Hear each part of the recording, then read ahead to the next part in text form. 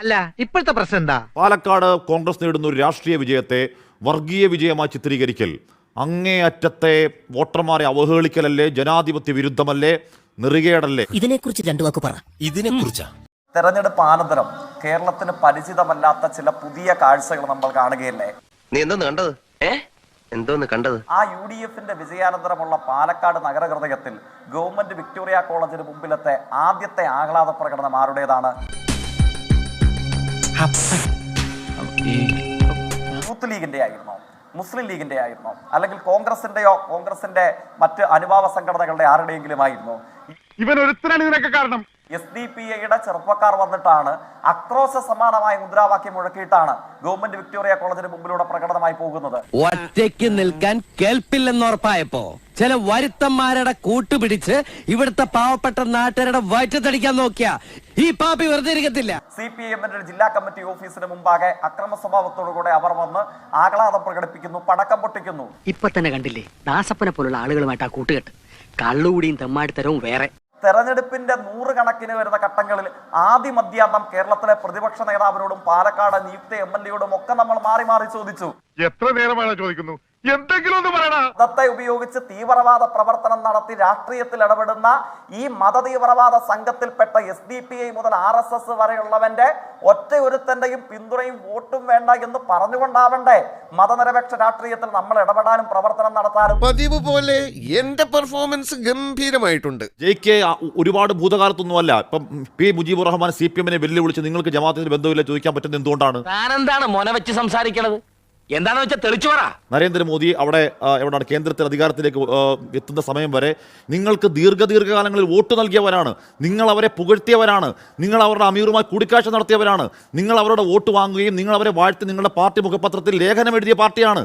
എന്നെ പോലൊരു മാന്യം അങ്ങ് വിശ്വസിക്കാൻ പോവല്ലേ? എന്താ തെളിവുണ്ട്?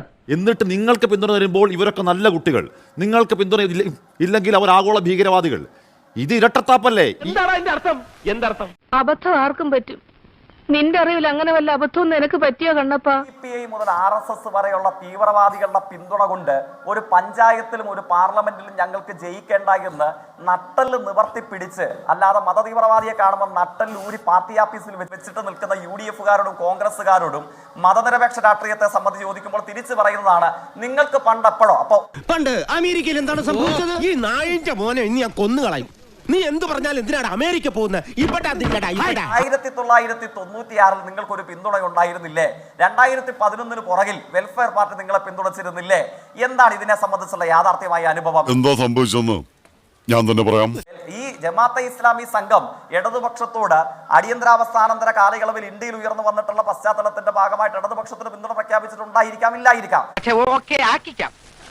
മനസ്സിലായില്ല. ഉണ്ടായിരിക്കാം, ഇല്ലായിരിക്കാം എന്ന് പറഞ്ഞു പോവല്ലേ. ജമാഅത്തെ ഇസ്ലാമി നിങ്ങൾക്ക് പിന്തുണ പ്രഖ്യാപിച്ചിട്ടുണ്ട്. അതാണ് പ്രശ്നം. ഇതേ ജമാഅത്തെ ഇസ്ലാമിയുടെ വോട്ട് കിട്ടിയത് നന്ദി പറഞ്ഞിട്ടുണ്ട് ഇതേ പിണറായി. നിങ്ങൾ പറഞ്ഞ ഇരട്ടത്താപ്പാണ് ജയിക്ക്. ഞാനോ? അയ്യോ, ആര് പറഞ്ഞു പിടിപ്പിച്ചു പുളുവൊക്കെ? അതാണ് പുളു, അങ്ങനെ ഒരു സംഭവം ഉണ്ടായി. അവിടെയാണ് എനിക്ക് അങ്ങയോട് വിയോജിപ്പുള്ളത്. എന്താണ്? ഇങ്ങനെ പിന്തുണ പ്രഖ്യാപിക്കാനും നൽകാനും വരുമ്പോൾ അവരോട് സ്വീകരിക്കുന്ന സമീപനം എന്നുള്ളത് പ്രസക്തമല്ലേ? അവറ്റകളെ എനിക്ക് ഇഷ്ടമല്ല പണ്ട് മുതലേ വൃത്തികെട്ട ജന്തുക്കൾ. 1996 ദേശാഭിമാനി ദിനപത്രത്തിൽ എഡിറ്റോറിയൽ പ്രസിദ്ധീകരിച്ചില്ല എന്നുള്ളതാണ്. ആ എഡിറ്റോറിയൽ തന്നെ കണ്ണു തുറന്ന് അങ്ങൊന്ന് വായിച്ചു നോക്കണം. ശരി, തെരഞ്ഞെടുപ്പ് ശ്രദ്ധേയമായ 2 തീരുമാനങ്ങൾ എന്ന് പറയുന്ന ജമാഅത്തെ ഇസ്ലാമി വാഴ്ത്തുകയാണ്, എഡിറ്റോറിയൽ വാഴ്ത്തുകയാണ്. അങ്ങനെ വരാൻ വഴിയില്ലല്ലോ. പക്ഷെ അങ്ങനെ വന്നല്ലോ. കോൺഗ്രസിന്റെ മുഖപത്രത്തിലോ BJP-യുടെ മുഖപത്രത്തിലോ ജമാഅത്തെ ഇസ്ലാമി വാഴ്ത്തിയ എഡിറ്റോറിയൽ കാണിക്കാവോ? ജമാഅത്തെ ഇസ്ലാമി വാഴ്ത്തിയ എഡിറ്റോറിയൽ എഴുതിയ ഏക പാർട്ടി നിങ്ങളുടെ പാർട്ടിയാണ്, ജെക്സി തോമസ്. അങ്ങനെ പറഞ്ഞിട്ടില്ല. ഈ കേസ് കൊള്ളാമല്ലോടാ. എന്റെ ചോദ്യവും നമ്മുടെ ചർച്ചയുടെ ആകത്തുകയും ഇപ്പൊ ഇടതുപക്ഷത്തിന് പൂർവ്വകാലത്തിൽ ഉണ്ട് എന്ന് ആരോപിക്കപ്പെടുന്ന ജമാഅത്തെ ഇസ്ലാമിയുടെ പിന്തുണ ആരോപിക്കലല്ല, നക്ഷത്ര വെളിച്ചത്തിൽ നിങ്ങൾക്കുണ്ട്. മുഖമൂടിയിട്ട സത്യങ്ങൾ പറയാണ്ടിരിക്കാൻ പറ്റുവാനിയാണ്. ഈ സ്ക്രീനിൽ കാണുന്നുണ്ട് ഇന്ന് വർഗീയ എന്താണ് ആഗോള വർഗീയ ശക്തി എന്ന് ജമാഅത്തെ ഇസ്ലാം വിളിച്ച അതേ അമീറുമായി ഇതേ പിണറായി നടന്ന കൂടിക്കാഴ്ചയുടെ ദൃശ്യങ്ങൾ.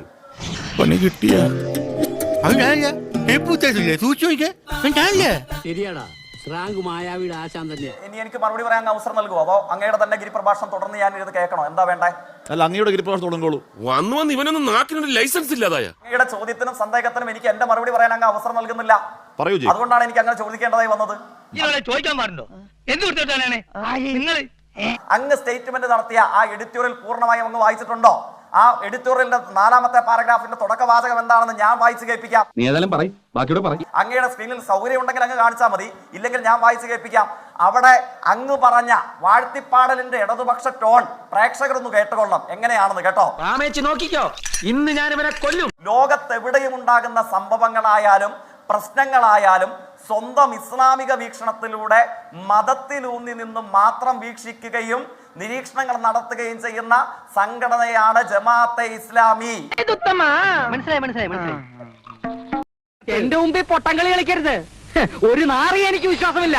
ഏതാ വാഴ്ത്തിപ്പാടലിന്റെ CPIM ടോൺ ആങ്കർ പറഞ്ഞത് പ്രേക്ഷകരൊന്ന് കേട്ടു. ആ എഡിറ്റോറിയൽ തന്നെ അതിന് ഞാനെന്ത് കുറ്റം ചെയ്തെന്നാ? പത്രത്തിലെ എഡിറ്റോറിയൽ എന്തിനാ? നിങ്ങൾക്ക് പിന്തുണ നൽകി, എഡിറ്റോറിയലിന്റെ ഭാഗമല്ലേ ഞാൻ വായിച്ചു നിങ്ങൾക്ക് കേൾപ്പിച്ചേ? പിന്തുണ അങ്ങ് നൽകി ജയിക്കേ, നിങ്ങൾക്ക് ജമാഅത്തെ ഇസ്ലാമി പിന്തുണ നൽകി. ഒരിക്കൽ നമ്മൾ ഇറക്കിയ അതേ നമ്പർ നമ്മൾ തിരിച്ചു പ്രയോഗിക്കുന്നു.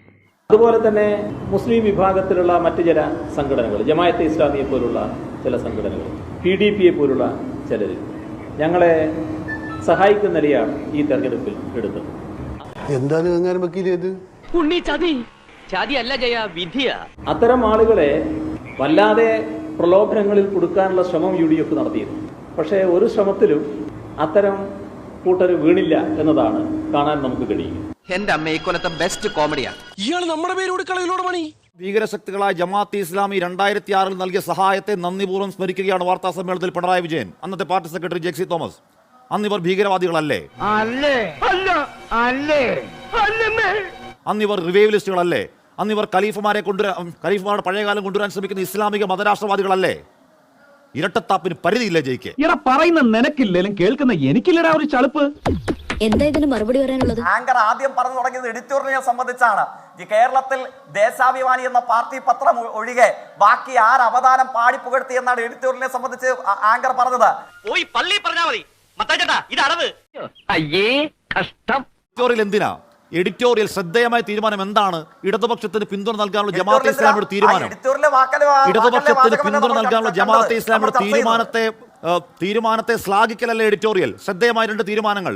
എന്റെ ഓർമ്മക്കുറവ് ശരിയാണെങ്കിൽ അങ്ങനെ വരാൻ വഴിയില്ല. നിനക്ക് വല്ല ഭ്രാന്തും ഉണ്ടോടാ? എന്റെ വിഷമം പിന്നെ ഞാൻ ആരോട് പറയും? ഏത് തീരുമാനമാണ് നിങ്ങൾ ഇപ്പോൾ പറയുന്ന വർഗീയ ശക്തികളായ ജമാഅത്തെ ഇസ്ലാമി ഇടതുപക്ഷത്തിന് പിന്തുണ നൽകിയ തീരുമാനം? ജയിക്ക് ഇരട്ടത്താപ്പിന് പരിധിയില്ലേ? നീ അങ്ങനെ പറയൂ, നീ മേനോന്റെ രക്ത. നിങ്ങൾ പാടിപ്പുകഴ്ത്തി എന്ന് പറയുന്ന എഡിറ്റോറിയലിലെ വാചകമല്ല ഞാൻ വായിച്ചു കേൾപ്പിച്ചത്. എന്റെ പൊന്നു ജയിക്ക്, ആ എഡിറ്റോറിയൽ എന്തിനാ എഴുതുന്നേ? നിങ്ങൾ പാടിപ്പുകഴ്ത്തി എന്ന് പറയുന്ന എഡിറ്റോറിയലിലെ വാചകമല്ല ഞാൻ വായിച്ചു കേൾപ്പിച്ചത്. എന്റെ പറശ്ശിനിക്കടവ് മുത്തപ്പ, മാങ്ങാന്ന് പറയുമ്പം തേങ്ങാന്നാണല്ലോ ഈ പണ്ടാരം കേൾക്കുന്നേ. നിങ്ങളുടെ പാർട്ടിക്ക് നൽകിയ പിന്തുണയെ ശ്ലാഘിക്കുന്നു. എന്താണ് 2 ശ്രദ്ധേയമായ തീരുമാനങ്ങൾ? ഒന്നെന്താണ് ജമാഅത്തെ ഇസ്ലാമിയുടെ പിന്തുണ, ഒന്ന് KCBCയുടെ പിന്തുണ അല്ലേ? ജെക്ക് ആ എഡിറ്റോറിയൽ എന്തെഴുതിയാൽ എന്ത് പ്രസക്തി ഉണ്ട്? പാടിപ്പുകഴ്ത്തി എന്നും അപദാനം പറഞ്ഞു എന്നും പറയുന്ന അതേ എഡിറ്റോറിയലിലെ വാചകത്തെ കുറിച്ച് ഞാൻ ഇവിടെ പറഞ്ഞു. അതിനെ സംബന്ധിച്ച് അങ്ങേക്ക് സന്ദേഹമില്ല, അങ്ങേക്ക് ചോദ്യങ്ങളില്ല. പിന്നെ ഇവിടെ പ്രശ്നം എന്താണ്? ഇവിടെ ജമാഅത്ത് മാത്രമല്ലല്ലോ, ഇവിടെ പ്രൈമറി ഭയങ്കര കോമഡി സാറേ, ഭയങ്കര കോമഡിയാണ്. എങ്ങനെയാ തുറന്നു പറയാ അങ്ങനെ ഒരു കൺഫ്യൂഷൻ ഉണ്ടായിരുന്നു. കൺഫ്യൂഷൻ വേണ്ട, തുറന്നു പറയാം. CPI മുതൽ ജമാഅത്തെ ഇസ്ലാമി വരെ വെൽഫെയർ പാർട്ടിയുടെ ഓഫീസിൽ പോയിരുന്ന പിന്തുണ സ്വീകരിച്ചില്ലേ UDFന്റെ സ്ഥാനാർത്ഥി? അപ്പോഴാണല്ലോ നമുക്ക് ചോദ്യങ്ങൾ ചോദിക്കേണ്ടതായി വരുന്നത്. ഞാൻ തിരിച്ച് അങ്ങയോട് ചോദിച്ചു, SDPI അച്ചടിച്ച് വിതരണം ചെയ്ത ലഘുലേഖയെ സംബന്ധിച്ച്, SDPI നടത്തിയ പ്രകടനത്തെ സംബന്ധിച്ച്, അതിനെയൊക്കെ സംബന്ധിച്ച് ചോദിക്കുമ്പോൾ അങ്ങേക്ക് ആകെ പറയാനുള്ളത് മുമ്പൊരു കാലയളവിൽ ഇടതുപക്ഷം ജമാഅത്തെ ഇസ്ലാമിയുടെ പിന്തുണ സ്വീകരിച്ചു എന്ന പതിറ്റാണ്ടുകൾക്ക് മുമ്പുള്ള കാര്യമാണ്. എന്റെ അളിയ പണ്ടം കണ്ടോ നടന്ന കാര്യം പറഞ്ഞോണ്ടാണ് ഇങ്ങനെ അങ്ങ് 7 തവണ അങ്ങ് ഒരേ കാര്യം ആവർത്തിച്ചു. ഞാൻ അങ്ങയോട് തിരികെ ചോദിച്ചു. ഞാൻ ആ എഡിറ്റോറിയലിലെ ഭാഗവും വായിച്ചു കേൾപ്പിച്ചു. ആ എഡിറ്റോറിയൽ CPI ദുർബലമായ കച്ചുത്തുരുമ്പിൽ പിടിക്കലാണ് ജയിക്ക്. നാശം പിടിച്ച വായൊന്ന് പൊത്തിപ്പിടിക്കണോ?